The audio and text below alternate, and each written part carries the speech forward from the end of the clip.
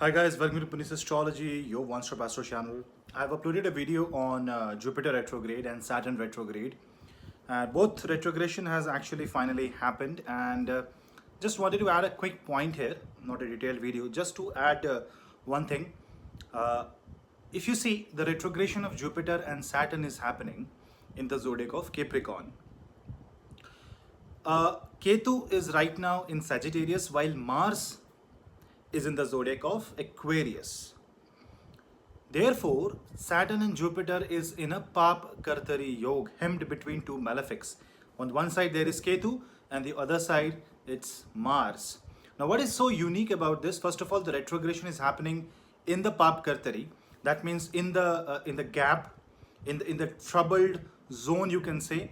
It is between two malefics. So this Jupiter and Saturn is trying to break away, because if a retrograde planet happens to be between a pap in a Pap Kartari, that means between two malefics, that means that planet wants to get out of that difficult scenario, get out of that zone, and want to break free and want to be somebody, do something which is very unusual. So expect some, at least one unusual event in each one of our life that we cannot predict, that we cannot imagine.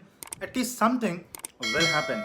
Yes, it also gives you one hope that if you are feeling stuck, if you are feeling that you are kind of in a trap, in a hole, then this transit gives you that hope that suddenly something may happen that will pull you out completely from that situation, from that surrounding, from that event.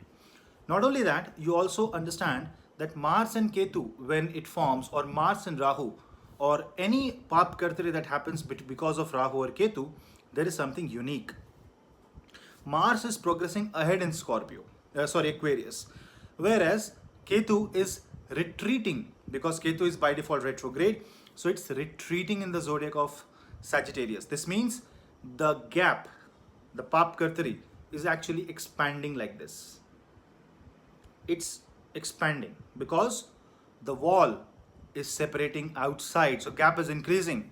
This is giving Jupiter and Saturn enough amount of free space to work on the energies, to give almost a free hand to do things which they want to do. So expect something unusual, something which is out of the box, something which you cannot even imagine. Now, I'm not talking about something very negative or something which is very wrong. All I'm saying is, in each one of our life, some event, at least one event will happen that will be of very high significance, which we cannot even think about. So just take it as a surprise, just take it as a will of God.